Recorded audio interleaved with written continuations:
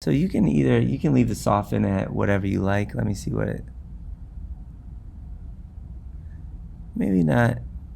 Let's keep it at like 8, 7, 8. It looks pretty good.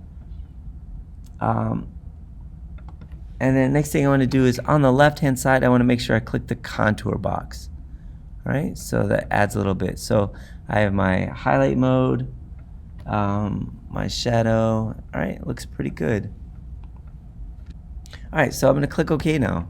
So I've left my dialog box, and you can see the effects that I added. Effects, bevel, gradation, gradient overlay. And I'm just going to close my little caret right here so that the box doesn't take up so much space. And I'm going to move on. All right, so with my layer selected, I'm going to go to the hamburger menu in the top of my layers panel. So hamburger menu just looks like 4 lines. And I'm going to select that, and I'm going to say convert to smart objects. All right, I could also, let's say, right click on a layer and go to convert to smart object. But I just want you to be familiar with the drop down menu up here. So I say convert to smart object. All right, and now that I know it's a smart object, I see a little link on it. So usually it has a little symbol on it. That's how I know that it's a smart object. All right, and all a smart object is something that I cannot edit without going inside a special file to edit it. So if I want to edit this file, I have to double click it. It says, after editing the contents, choose File, Save, Commit the changes, and then the changes will be reflected on this new document. All right. So I would edit in this separate document and save it and bring it back. So I'm not going to do that right now, but just you should know how to do that. So next thing we're going to do is we're going to stretch our title a little bit. So I'm going to hit Command T. If you don't have your handles around, I'm just going to stretch it a little bit.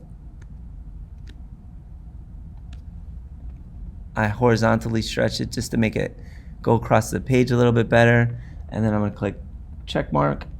You could also hit Control T and then hit Shift and Alt.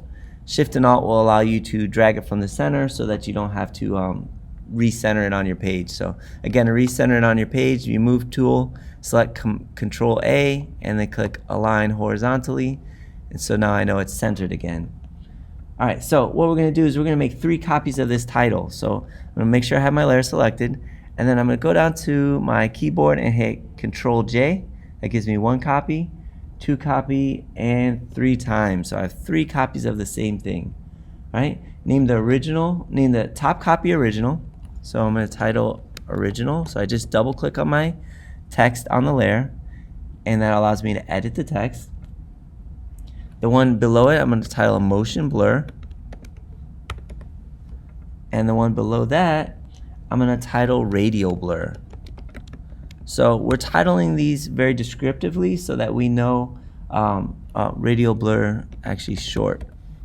And I'd say motion blur. Yeah, radial blur short, motion blur.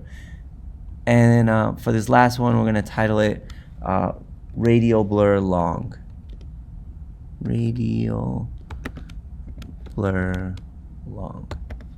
All right, so we want to title these and make sure that we keep our layers in very descriptive, because it gets a little confusing when you get more and more layers and stuff in your panel.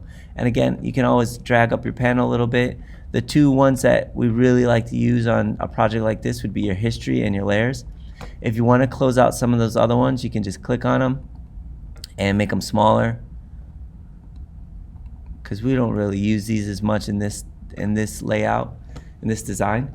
All right, so next thing we're going to do is we're going to go to our radial blur, the one that says radial. We're going to radial blur long, and we're going to go up to filter, and we're going to go down to blur, and I'm going to choose radial blur.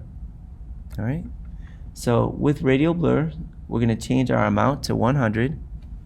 So 100. And blur method, zoom. I want it to be zooming. And the quality, best. Then we're going to click OK.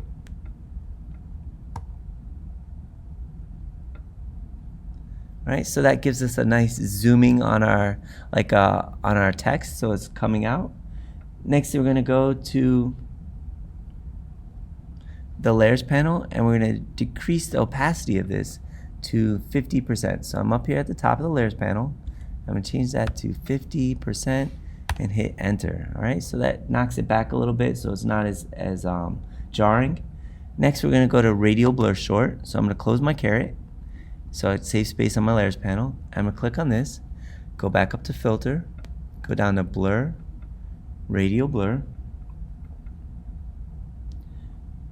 This time we're going to make the amount 25%, so 25, and we want it to be zoom, and we want it to be best, and we're going to click OK. For this one, I'm going to change my blend mode though to soft light. So I'm going to come down here all the way to soft light. All right, and that just gives us a nice soft touch. All right, so it's looking pretty good. So next thing I'm gonna do is I'm gonna close the caret on that, then go to motion blur, and this time I'm gonna go up to the top, filter.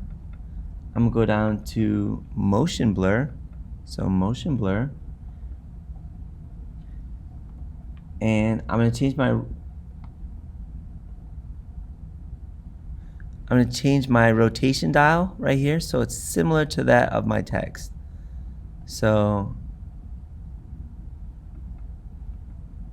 it's at the same angle as my text right there.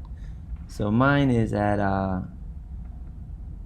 40, 47, and I want my distance to be 10, and I'm gonna click OK. Actually, is it sliding in this way? Let's see if this works.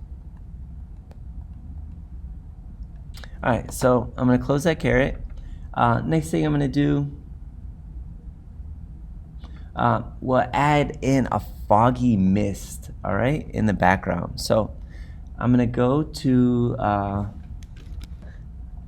my original layer. I'm gonna select it, and I'm gonna hit a new layer button. So I'm gonna come down to the bottom of my layers panel, click new, all right, so new layer button. I'm gonna title this one fog.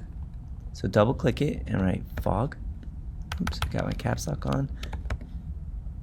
All right, so fog, and I'm gonna fill it with black by again making sure I hit my D key to default my foreground color to black, and then I'm gonna hit Alt backspace or Command backspace. Oops, sorry, Alt backspace or Option delete on a Mac. All right, so I filled it with black, and then I'm gonna go up to filter. I'm gonna go down to render. And this is a really nice way to get some clouds. We're going to do this for a few other things too. Nice foggy clouds. So I'm going to render and say clouds. Right? So if you didn't have white in your background color, it won't look like clouds. But if you did have black and white, if you hit the D key, it should work.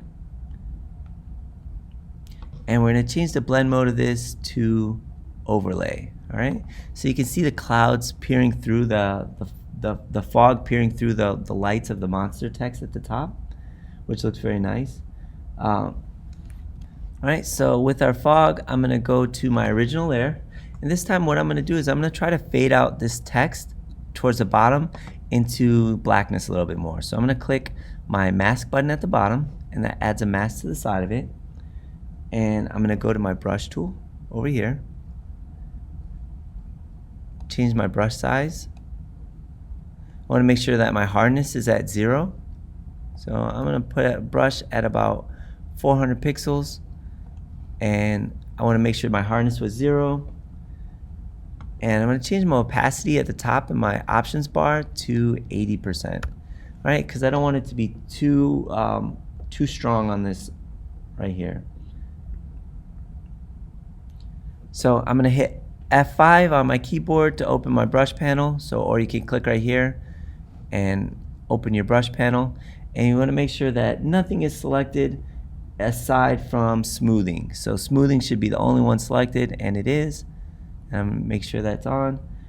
And then again, you can hit F5 to close the panel, or you can just close it like that. And now I'm going to brush across the bottom of my poster. So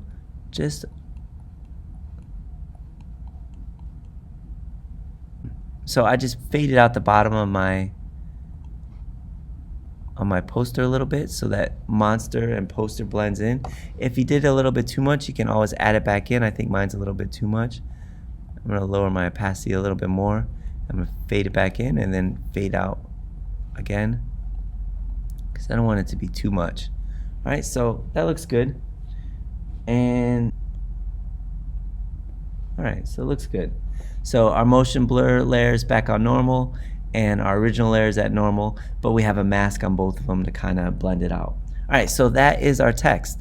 So that's step 1 of this, and step 2 would be to add the spooky house to it. So I'm going to save this, and poster example file.psd, it should be already called that, and that's it for step 1.